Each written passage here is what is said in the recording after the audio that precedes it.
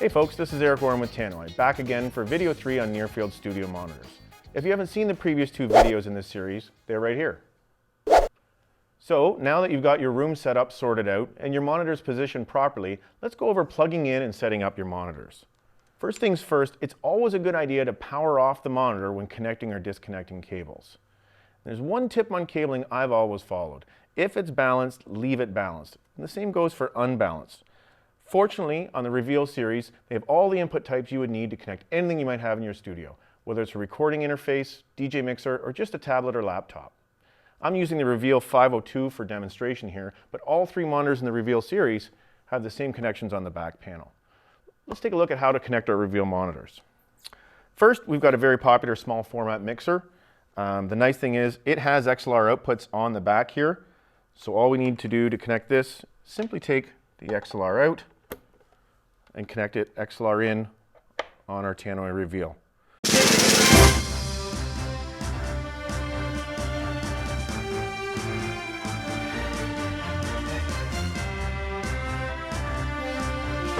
Do the same for the other side, and you're done.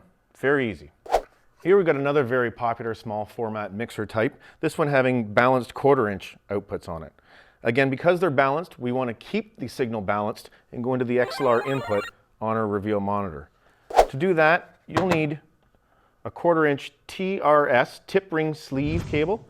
This will be tip ring sleeve on this end and XLR male on this end. Plug it in as simple as that. If you don't have a 1/4 inch to XLR male, you can use a short little adapter like this and extend any normal XLR cable to do exactly the same job.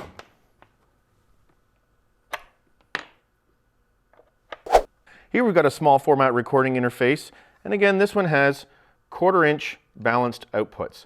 Much like the last small mixer, we want to simply take 1/4 inch balanced and plug into our XLR balanced input.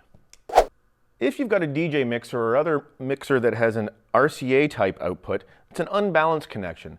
We want to be using the unbalanced 1/4 inch input on the back of the Tannoy Reveal. To do that, you need a cable that goes from RCA at the mixer end to 1/4 inch at the monitor end. Make sure you've got a cable that's tip sleeve. There's no ring in this one, it's not a balanced cable. Again, the setup is simple as plugging into the output of the mixer and into the unbalanced 1/4 inch input on the Reveal monitor.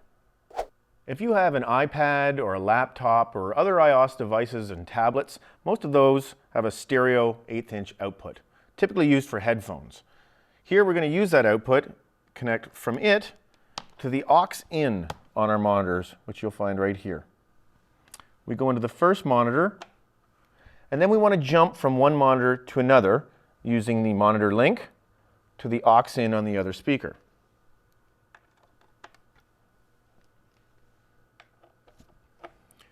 Now that they're all set up, we just need to set each speaker for which side it's on. For the left speaker, we push the switch to the left. For the right speaker, we push the switch to the right. That's it. A couple more things to consider in the back of your Reveal monitors. One of them is the EQ switch located right here. Most times it will be in the neutral or center position, but if you've got an excessively dull or dead room, you're going to want to move it over to high boost. Or again, if you've got a room with a lot of brightness or reflections in it, we're going to want to move it over to high cut.